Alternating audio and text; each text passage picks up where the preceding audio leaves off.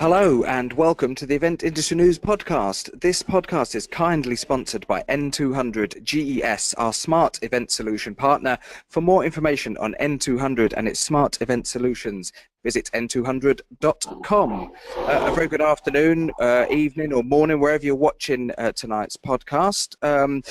You've connected to the live stream via eventindustrynews.com. Tonight's live stream will allow you to interact in real time with our guests, giving you the power to put questions directly to them and get your opinions heard. You can submit your questions via the live stream window on the device that you are watching this podcast on, or you can tweet us at Event News Blog.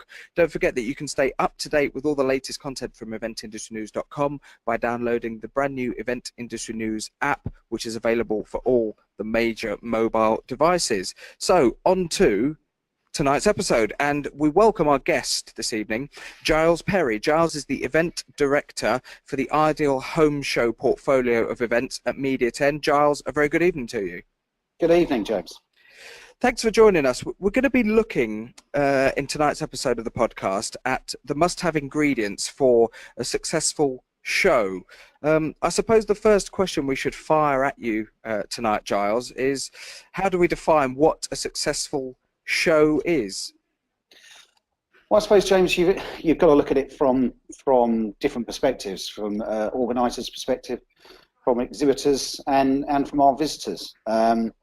Organisers, being blunt, it's about putting on a successful event that ultimately makes money, really. But also putting on events that add to the portfolio that we've got here at Media 10, that are enhancing the brand. And obviously, Ideal Home Show is a brand with 109 years of history. So any event that falls in that portfolio, it's got to be adding to that brand. Now, successful events for exhibitors obviously is all about sort of return on investment. They're spending an awful lot of money, not just on the stand space, on the staffing, on the stand design, and they want to see results from the events that we're putting on. It's allowing them to get up close and personal with their customers, hopefully generating a huge amount of leads, interest, increasing brand awareness, but then ultimately leading to more sales for their company.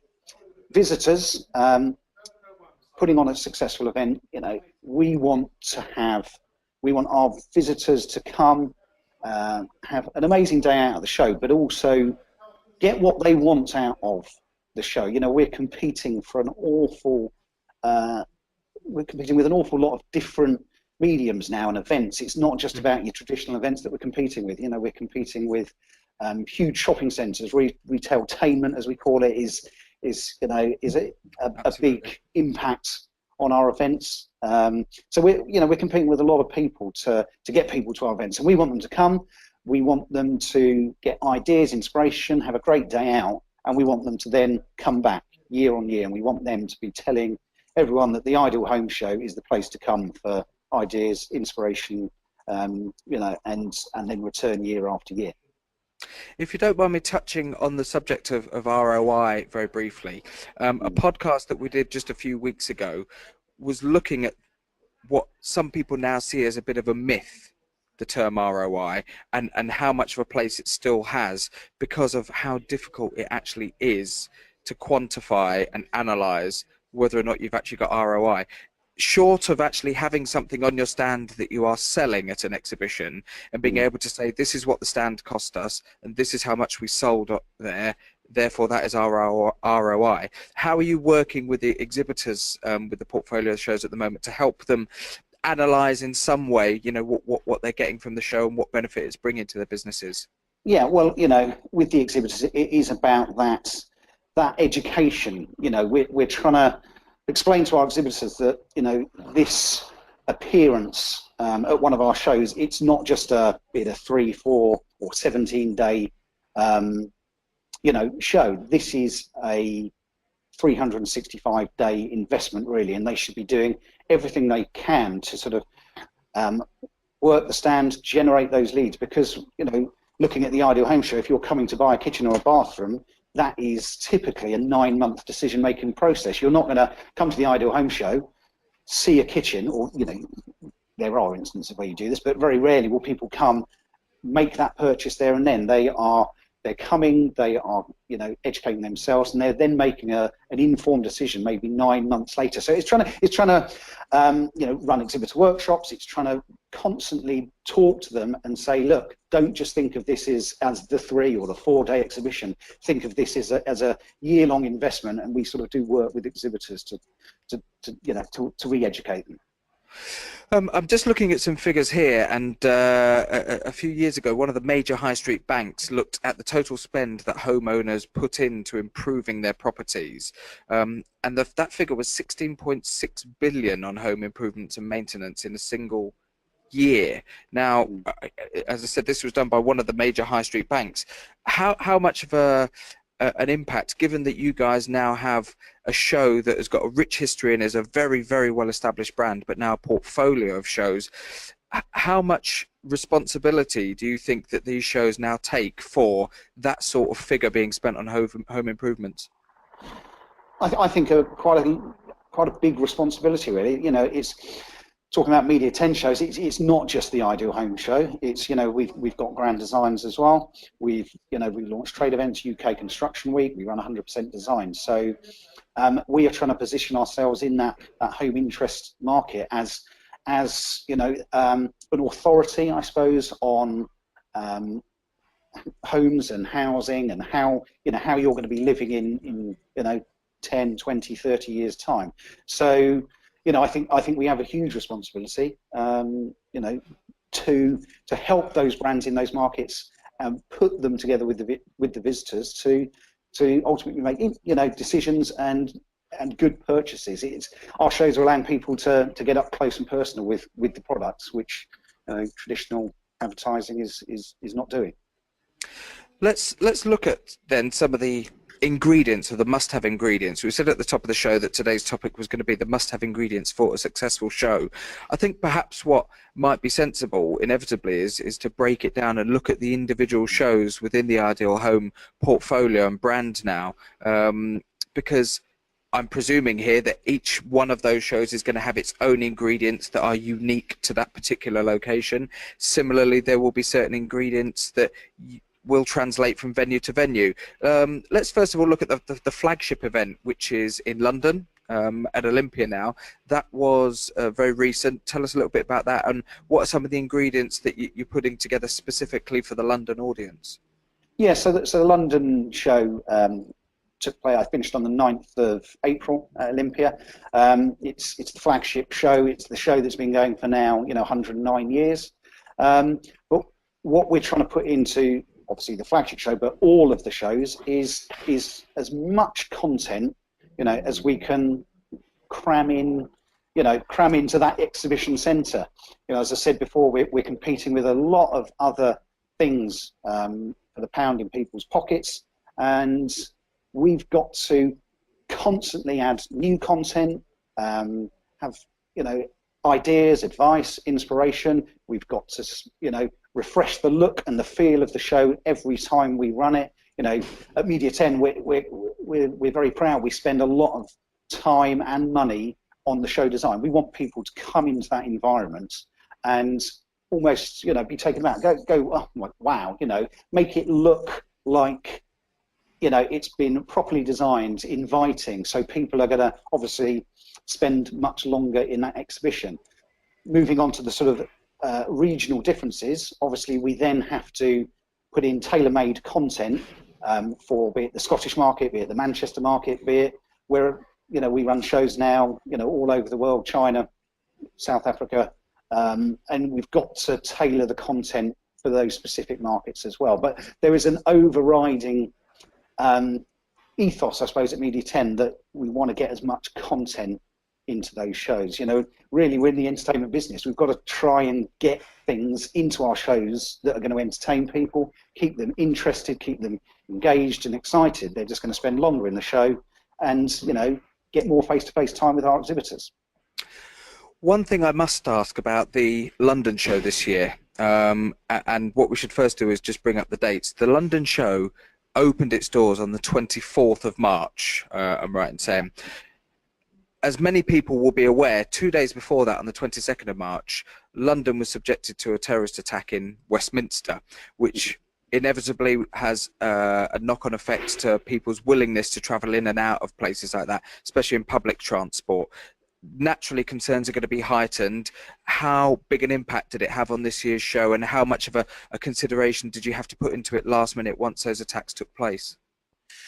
Yeah, I think it's the second time that we've had such an incident like that, as we were during the build-up period of the show. So, it was a concern, and you're never going to be able to quantify it, but it would have put some doubt into some people's minds. But us Brits are very good at sort of sucking it up and getting on with it, and not letting these terrorists win. So while it was definitely a consideration and concern, we worked with Olympia, with the venue, with the Met Police, to make sure that we reviewed all the security that we had in place, all of the policies and procedures. We ended up enhancing and increasing the number of uniformed staff that we had. Sure. On at the time. The venue backed us up, did the same, and the Met Police were constantly involved. So those sort of things, they happen in life, unfortunately, but we're set up to deal with them and just take them as and when they arise. And I think it's about trying to keep calm, making sure that you've got things in place that do reassure the audience. But there's bound to be one or two that maybe would not have made the journey into central London, being 2 days before the show. But as far as you're aware, there were no discernible drops in visitor numbers, certainly in the early part of the show days. Yeah, no discernible knock-on effect. Our audience, the Ideal Home Show audience, is a very passionate audience. It's an audience that's obviously grown with the show. We fielded quite a lot of telephone calls and a lot of emails, asking us what action we were taking. So they just want to know that they're being listened to, and we go back and we reassure them and say that we are, putting things in place, and that generally puts their minds at rest. And you get a lot of people that just, then turn up and they will speak to you. They're a very vocal audience, good or bad. We're going to hear about it, and a lot of them will speak to us and say, terrible what happened 2 days, but we're not going to miss out. We're not going to let them win, and it's not going to interfere with our annual trip to the Ideal Home Show. So tell me then, spring almost feels like it's a bit of a roadshow time for you, where you pack it all up in London and then it all gets shipped north up to Scotland, I think is the next one in the portfolio. Am I right in saying that? That's right, yeah. We're at the SEC in Glasgow on the 26th of May. We open the doors, so we're heading up there next week to start setting up. We have a brief respite, about a week, and then we head across to EventCity in Manchester on the 9th of June. So how much of these ingredients that work in London can actually metaphorically go in the back of a van and be driven northbound to Glasgow, and how many have to stay in London? Is it a completely different audience? And one thing that I was keen to ask is, there's such a differential in property prices around the country now in the UK. People will know undoubtedly how expensive it is to own and run a property in London and in the southeast of England, and by comparison those prices will be completely different, and those costs will be completely different in somewhere like Manchester. How big a part does that play? And when you actually look at the audiences and the locations that the shows are going to be in, do you have to address that differential in these different parts of the UK? We obviously, yes, it's something that we have to bear in mind when we're filling theatre content. We will take the bones of a feature, be it a super theatre, so that will appear down at London. The same, elements of that same structure go up to Glasgow and go up to Manchester. Sometimes there's an overlap on the celebrities that appear on there, but the timetabling it is completely different. So it's, we interweave some regional content in there, so we have some local experts talking about, their field of expertise. We'll also run, consistent themes from London within that. So, the likes of George Clark, who will appear all three of the shows, and he's obviously very clever and will just tailor his individual performance to suit suit that market and is completely clued up with property prices in the area that he's talking about. So, you know, yes, there's a consistent theme, but we try and, you know, bear in mind who we're sort of preaching to, who we're talking to, but there is that consistent theme. So we will try and take, because we know they work pretty much, you know, we know that a super theatre works, we know that, you know, a chef's theatre, you know, it works, and so we're just taking that on the road, because we're not going to get those people from Glasgow coming all the way down to London. You know, it used to happen when the Ideal Home Show was the only event of its type down at Olympia, but you know, we're just now catering for those individual markets, because we know that they're not going to come down as far as London. When you reflect on this year's London show, were there any aspects or ingredients of that show that you were particularly proud of, be them big or small? You know, even if it was a subtle change to something that you look back and you think, I'm really pleased we made that decision to do that. Yes, we launched the Eat and Drink Food Festival. So we'd sort of noticed there is this movement, I suppose, for more local produce, the street food movement. You know, local artisan, passionate food producers are everywhere now. You know, you go the weekend, you can't, you know, drive through a town without there being some sort of food event. So we tried to tap into that, and we sort of refreshed and rebranded our food section of the Ideal Home Show. So the Eat and Drink Festival, we effectively bought an outdoor food festival indoor. So it was, you know, we had the street food vendors, we had the craft beers, the gin, the prosecco, all those things that are current at the moment. We sort of wove those into the fabric of the show, and it was really well received. We managed to get a whole new foodie audience to the Ideal Home Show, and then our normal Ideal Home Show visitors had a sort of brand new revamped food section to enjoy. And the feedback we had our research meeting actually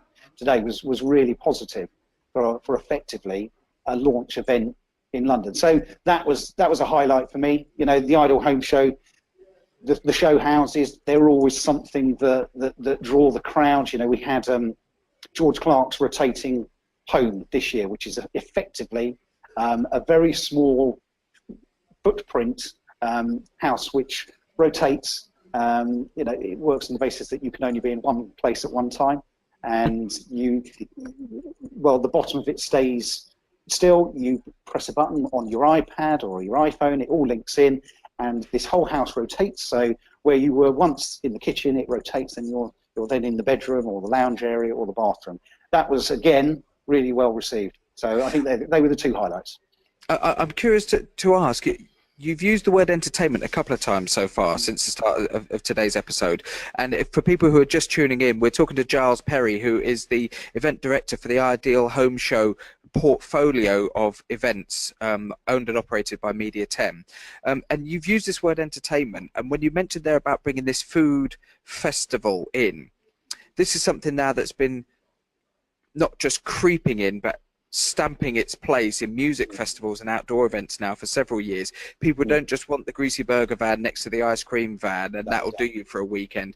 They want far better quality. They want a choice of food and drink, etc. But what that then does is that, and then that adds to the experience of the entertainment, which is in that instance the live music acts. Now in this instance, have you already been able to see that the food and drink element, and I'll be blunt about this, people having a few glasses of Prosecco, maybe a gin and tonic and something nice to eat, suddenly it improves the mood, and suddenly the exhibitors are getting these amazing visitors coming up to them who are really enthused?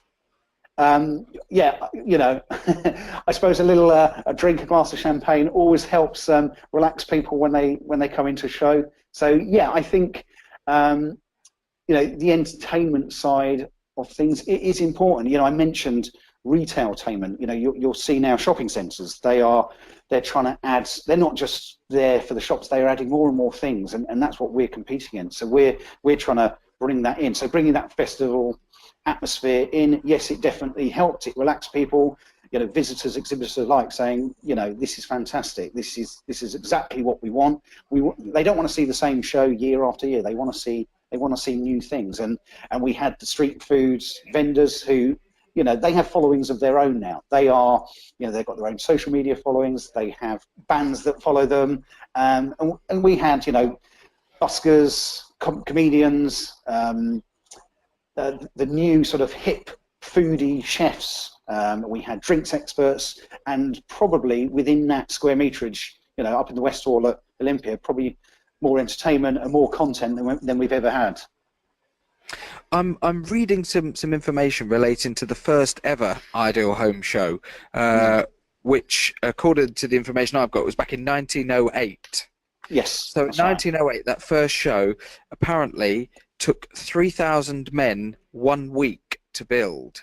By comparison now, how big is the build, both in terms of duration and in terms of manpower, and how much easier is it now with technology moving as it does in order to actually put an exhibition of this scale together in a relatively short period of time? I think you may want to check that. I think it may have taken 3,000 men 1 month to make. I think they used to take a very, very long tenancy, be it at Olympia or Earls Court, and they were building houses from scratch, from the ground up, brick by brick. To put it into context, we now have a 6-day build. So we've gone from a month and 3,000 men to probably something in the region of 150 men, 6 days. And we are still building, 3 show houses. We're building lots of theatres, and we are using modern building techniques. We've used modular construction, so we do some of the work off-site, and you're basically putting together effectively Lego blocks to create that show house. We've used SIPS system, which is, I'm getting a bit technical here, but it's just panels put together to again form that house. But they are techniques now that are being used in housing. We have this housing crisis going on, and modular building techniques are going to become more and more prevalent because it's allowing you to do a lot of the work using less labour cheaply, and cutting down on that build cost on site. You've got hotels now in Wembley that have used this technique, and they're 20 stories high. So yes, we are using new techniques, but we're still using some of the more traditional techniques as well, because it's what our visitors want to see. So yeah, we are trying to incorporate everything. When you take the show up to Manchester, to EventCity, it's an excellent venue. I've been there on a couple of occasions, and it's a perfectly acceptable size, but presumably you haven't got quite the scale of venue that you have in somewhere like Olympia, and the grandness of the old halls that you've got there. How do you have to adapt the presentation of the show when it goes to Manchester from how it's presented visually at Olympia? Yeah, there's venue limitations basically with EventCity. As you say, it is a great venue in a great catchment area, but it is a low venue. So where we would be, I think this year we built a 3-story apartment block. In Olympia, because you have the ceiling height there. In EventCity, you can do 1.5 stories at most. So that's, you have to be cleverer with what you're doing. We are putting on 3-story houses, but effectively, visitors are going through them and they're seeing sort of inspiring room sets. When you get to somewhere like Manchester, you are having to stretch that and look at more other, builds, so bungalows, room sets, but still giving the visitors that content and the ideas and the inspirations that they want to find. So yes, we have to tailor it. Glasgow, again, it's in between the two. A 2-story building at the SCC is fine. Also with these venues, we're running 4-day shows as opposed to a 17-day open period in London. So so that means that comes with slightly less build time as well. So there's those considerations that we have to, take into account as well. How are you? What's the right way to phrase this? Adapting the way that you talk to the audiences, because of the portfolio of events now, and the fact that people don't necessarily have to travel from all the way up in Scotland and the north of England and Wales into London for that one big show a year. Have you had to adapt the communication channels significantly in order to address all of these different audiences through the different shows? And how have you been able to incorporate things like social media, the show apps and things in order to be able to communicate with the right people for the right event at the right time? Yeah, obviously, we've had to, come up with individual marketing campaigns for each show, and a show in Glasgow will have very much a regional emphasis in its above the line, media. So we're advertising in the Scottish newspapers on the Scottish bus backs. There's no point coming much further down, than really, South Glasgow. Really, we're very much concentrated in Scotland, but then obviously you do have, social media. It is everywhere now. Everyone that's coming to our shows has a Twitter handle, has a Facebook, has all of these mediums, be it Pinterest, YouTube. They're coming very well informed now to our shows. So I suppose we're trying to say, the Ideal Home Show, we're trying to be a bit of an authority on homes, on houses. Come to one of our shows. We will, you've got this huge array of resources. We will help you make your decision. We've got, hundreds of exhibitors that you've probably been looking at online in one place to help you make your decision, help you make your purchase. So it's trying to do both, really. It's trying to have that regional marketing campaign, but also focus very much, on the social media side. It's trying to constantly adapt, and we're always trying to feed in new stuff for social media, digital marketing agencies. We met one this afternoon that's trying to, weave in more video content, short, sharp, vox pops almost. There's no point us putting up a 30-minute demonstration from one of our theatres. It's got to, you've got seconds really to try and engage people and say, look at what the Ideal Home Show is doing. So that's what we're trying to do.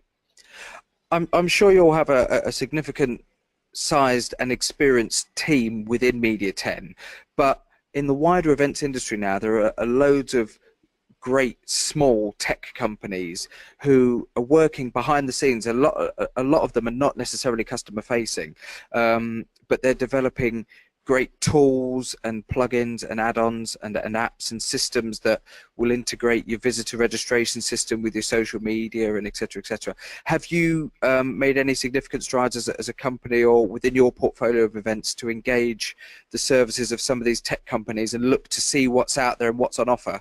Yeah, absolutely. As I said, we met one today. When I say it was a digital marketing agency, it was pretty much two guys who knew more about, search engine optimization and video than I will ever profess to know. But yeah, we're trying, any one of these people can have a good idea. So we are trying to engage with anyone, and all of the below the line stuff, that the digital side of things, it's usually not big companies that can make that difference to you, It's very clever technical people that almost they're quite they're very focused. They've got this idea of how to take your very big established brand and find strands to get it out to as many people as possible via social media. So yeah, we are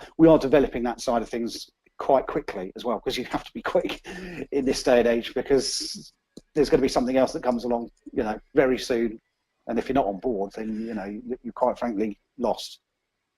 I asked you a few minutes ago to reference some of the and reflect on some of the elements of the London show that you look back and you think, I'm really pleased we did that, and you were kind enough to give us a couple of examples. When you look ahead to Scotland and further ahead to Manchester, are there already things that you are incorporating within those events that you think, I'm going to keep a close eye on that because I think that might work this year? Yeah, well, the two things that I mentioned, the Eat and Drink Festival and the George Clark's rotating home, both of those elements are coming up to Scotland and to Manchester. The Eat and Drink Festival, we're going to run it alongside all 5 Ideal Home shows, which I haven't mentioned the 2 Christmas shows that we run, one in Olympia again and one back at Manchester at the end of November. So the Eat and Drink Festival will feature alongside the Ideal Home shows at all of these events, and eventually it will become hopefully a standalone event in its own right, and tour the UK. Such has been the feedback from it. So those two elements, yeah, they are going up to Scotland and up to Manchester as well. And on a supplier point of view, I mentioned about some of the technology providers that you've got and some of the people that you may be engaging on that front. But when it comes to the more practical and operational side of things, the fact that you now have this portfolio of events rather than just one big event a year in London, have you gone out to tender in terms of establishing certain suppliers that will travel with you around the country now for things like for AV, for stand services, for power, for lighting, all of those various little elements that make up the show? Yeah, very much so. We've got, I think, some great relationships with our suppliers, and it makes sense to tie them up, not necessarily into long-term contracts, but certainly into show season contracts. You're going to realise the economies of scale. So we do work very much, with the same companies. AV, we've worked with Aztec now, I think, for the last 8 years across a whole number of shows. Freeman as our stand supplier, we've worked with Freeman for the last, 8 years as well, and they pretty much go from show to show with us as well, and it helps it helps drive those efficiencies. It helps everything to work and to gel on site. And we've seen the benefit of it. You can get things done a lot quicker. You can get them done a lot cheaper, especially if a Freeman or an Aztec know that they're going to be going to the next 3 shows or 5 shows or 7 shows in a calendar year, then they're going to be more up for doing you a better deal and maybe offering you some sort of discount, as opposed to doing a one-off show. Ops companies as well. We've dealt with the same sort of companies for the last 8 years. We're a very loyal company, and we find that breeds loyalty back to us. And we like to think of ourselves as very much an enlarged family. What we found though is that Media 10's grown quite quickly. We've gone from 10 employees 12 years ago up to about 280 plus now just in the UK. Excuse me. Added to that, there's probably 40 or so in China now. So it's hard to keep pace with some of the suppliers that we're dealing with. So we're constantly looking for new suppliers as well, because we are growing at such a rate. We need either the people we're working with to grow with us, or if not, we're going to have to look elsewhere, which we've done, and we found some great companies by doing that as well. Because of the nature of the event, it is a show, an exhibition in some respects, but again, going back to this word entertainment, it's a lot more than that. And I remember going to the show when it was at Earl's Court for many years, and it is a different type of experience to going to a normal trade show or consumer exhibition. And we've been having a little look through TripAdvisor because people are actually posting their experiences, interestingly, on TripAdvisor, which is perhaps not something you would usually associate with an exhibition and an event. Is that something that you pay attention to? You're aware of the fact that people are posting reviews and things on there? Yeah, absolutely. The Ideal Home Show is such an institution. People are hugely passionate about the show. They come year after year. I think everyone, if you ask them and say, do you know the Ideal Home Show, or do you know someone that's been to the Ideal Home Show, they will answer yes. It's, our visitors and our exhibitors are as much involved in this show as we are. So yes, we do take huge notice of everything written, good or bad, because it's the only way, that we're going to improve the show. We do listen, we take it on board, and you can't, with that many people, we're probably getting close to 500,000 people through the Ideal Home Show doors in a calendar year. That's an awful lot of people to keep happy. You're always going to get some people that haven't had the best day out for whatever reason. It may just be they missed a tube to even get to your event, but they're walking through your doors and they haven't had the best experience getting there. So we listen and we do react. Forgive me for mentioning this, but this is ultimately I think going to spin a very positive angle on here for all event organisers, and there is. We've been just having a quick look through TripAdvisor, and there was a post here. When you talk about passionate, loyal visitors to your event who come year on year, there's a lady here who posted pretty much word for word that we're loyal visitors, we come every year, we have a certain routine of doing things, and one of their routines is that they always book afternoon tea. Right. And unfortunately this year they had a bad experience. Yeah. They said the service wasn't particularly great. It was very, very slow. They had to wait. It didn't quite meet their expectations in terms of what they'd had before at the show. They posted on the TripAdvisor, but under Olympia London. So the venue have essentially bounced that back to them and said, well, it's operated by the organisers of the show rather than us. So by all means, contact them directly. I'm curious to know as to how do you and the venues, and not just Olympia, but Manchester and Scotland as well, when you have this sheer number of people coming through the doors to these events in such well-known venues, how do you debrief and plan with the actual venues themselves to making sure that the best experience is being delivered to what is ultimately your customers? We're probably in dialogue with all the venues, probably in the run. I'd say 6 months out from the show's open the door, we probably pretty much have a monthly catch up with the venue, and to run through every aspect of the forthcoming show. Health and safety, traffic, catering. You mentioned. The build program, the transport links, are they, engineering works. We've got constant dialogue going with the venues. It's funny you mentioned that one complaint there was Olympia. Certain venues we go to, we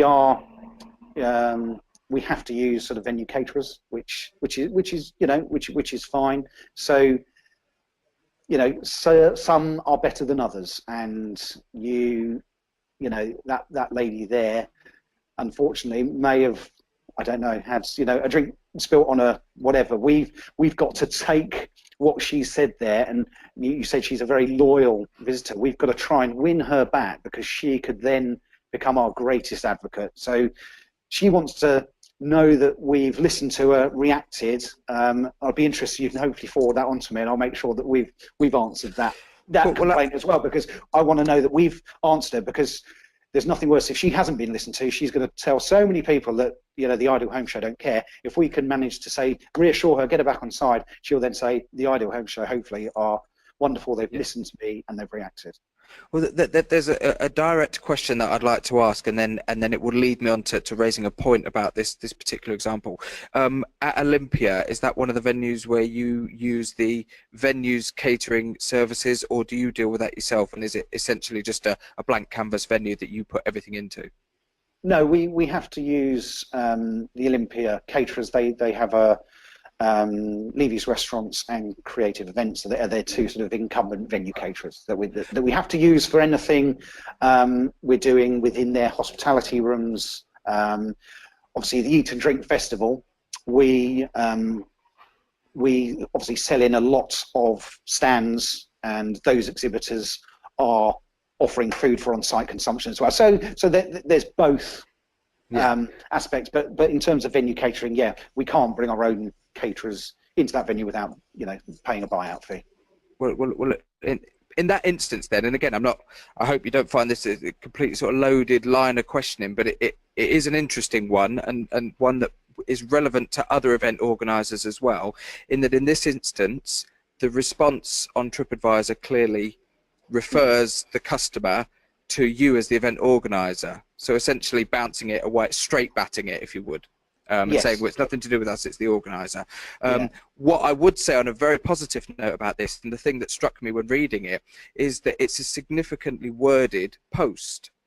Now, somebody who takes the time to put that much effort into writing a post of that nature is irked, but not irked enough to not come again, if you see what I mean. She's obviously, as she points out and says it in the post, the lady is a loyal customer, they come every year.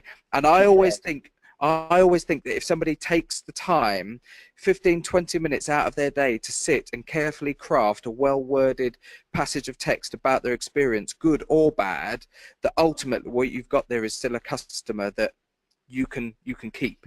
Somebody who's never going to come again is simply going to post a 2-line comment and that will be the end of it. So Yeah. again, forgive me if this was a bit of a loaded line of questioning, but ultimately what I see there with that lady in that post of reading it in full is a lot of wording, a lot of care, a lot of attention put in, and somebody who, if given the right feedback and given the right attention as a response to that particular complaint, is somebody who ultimately is going to remain a loyal customer. Yeah, absolutely. You know, you said there she cares. It's almost like she's got a vested interest in the show as well, and she has. You know, we want those brand loyalists that are going to talk up the Ideal Home Show, and it's really frustrating when we get, you know, complaints like this. But we as a company make a point of, if we receive them in here, written, email, whatever, phone, we make a point of going back to each and every one. So you know, we will hopefully get this lady back on side. I've no doubt, and what's interesting as well is that there are eight helpful votes on that review. Yeah. On TripAdvisor. I'm sure your guys will be able to digest all of the analytical information and all the stuff on there. But it is interesting, and as I said, I'm really pleased that you've been good enough to address it and ask it, because I think an awful lot of attention is paid to the positive aspects of events. Yeah. And like any business, like anything that's in the entertainment industry, sometimes we have to focus and pay more attention, arguably, to the negative aspects than to the positive ones. It's great, you know, singing our own praises and blowing our own trumpet, saying wasn't that fabulous and wasn't that fabulous, but actually if people put more of a focus into what wasn't quite as good, they would have better events all round.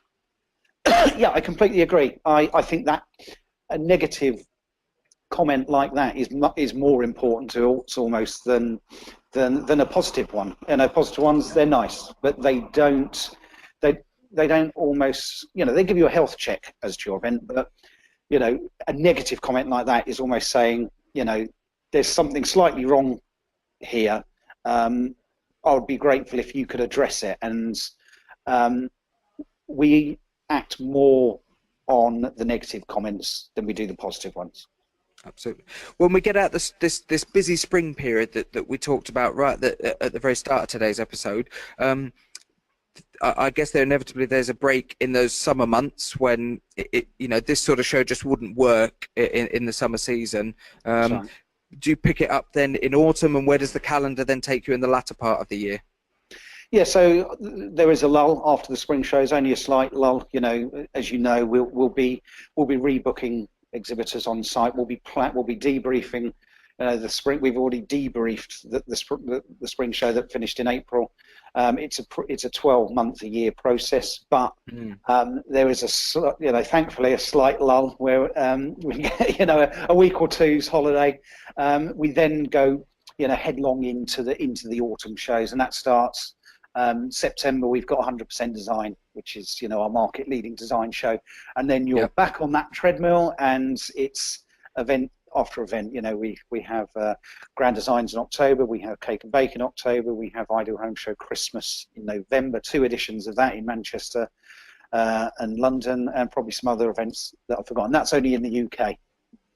What I would say, as we get towards wrapping up this episode, is that so many events, exhibitions, conferences can look the same. You know, regardless of what the content is, they could be picked up and essentially put somewhere else, and you wouldn't know that it was a different exhibition or a different conference or a different show of any description. And what I would say, having been to the Ideal Home Show on many occasions, that it's something that always has a unique visual identity to it as well. Straight away, I think there's not a lot of other shows in the world that you could walk into and not realize, oh, hold on, I'm in the Ideal Home Show. Is that visual stimulus something that you are also constantly revising, and presumably you've got a team of designers and people who work on the artistic side of things to make sure that there's that visual impact for people when they arrive? Yeah, absolutely. It's so important, especially to the Ideal Home Show. You know, we had, you know, back in the day at Earl's Court, you know, we used to cover the front of the building in AstroTurf. It's so important to create that first initial impression. We want people getting off the tube, getting off the bus, the car, whatever, walking up to the venue and just going, wow. You know, we want them to smile. We want them to think, you know, I'm glad I've arrived here at the Ideal Home Show. They're walking through the door, they're in a good mood, they're then, you know, hopefully met with a good-looking show, and then they're in the right frame of mind to engage with the exhibitors, to talk to them, and to hopefully buy lots of stuff. You know, it is very important to us. It's something Media 10's pride itself on. You know, not just on the Ideal Home Show, across every show. I could, you know, almost bet my bottom dollar the amount of money that we invest into show design probably outweighs that of most other organisers. Our guest this evening on the Event Industry News podcast has been Giles Perry. Giles is the event director for the Ideal Home Show portfolio of events at Media 10. I feel that we've only really sort of scratched the surface of what we could have talked about between London, Manchester and Scotland, and then, you know, even before we get to the autumn shows. And then along with that, we've got the overseas events that you guys are running. So I think it'd be great if you're up for it, Giles, and if any of the other team members there are up for it, let's get you back on another episode of the show in the future. And I think it'd be good to maybe look at some of those overseas events that you guys are putting on, and bring some attention to those, because I've looked at them personally, and I know there's some sort of fascinating things that you're doing with those shows. So let's get you back on, hopefully at some point in the future. It's a deal. Yeah, we've got exciting times here at Media 10. Fantastic. Don't forget that the Event Industry News podcast is kindly sponsored by N200 GES, our smart event solution partner. For more information on N200 and its smart event solutions, head over and visit n200.com. Next week's podcast, it's not a podcast, because next week is one of our monthly event tech talks. It's next Tuesday at 1 Wimpole Street. Following that, the podcast is going to looking into a unique and unusual venue report. That's on the 30th of May, I think. So next week, event tech talks at 1 Wimpole Street. So the next Event Industry News podcast being streamed 2 weeks today, if you're watching it on Tuesday the 16th of May. Don't forget, you can also listen back to all episodes of the podcast as audio versions by subscribing to iTunes. Video versions of the live stream were also placed onto eventindustrynews.com for you to be able to watch back. You can also stay up to date with the latest content from eventindustrynews.com by downloading the brand new Event Industry News app, which is available for all the major mobile devices. A great episode today. Final thanks absolutely should go to Giles Perry from Media 10 for joining the podcast this evening. Giles, looking forward to getting you back on the show again in future. But for now, we're going to wrap up today's episode. My name's James Dickson. This is the Event Industry News podcast. A very good evening to you all. Thank you. Bye-bye.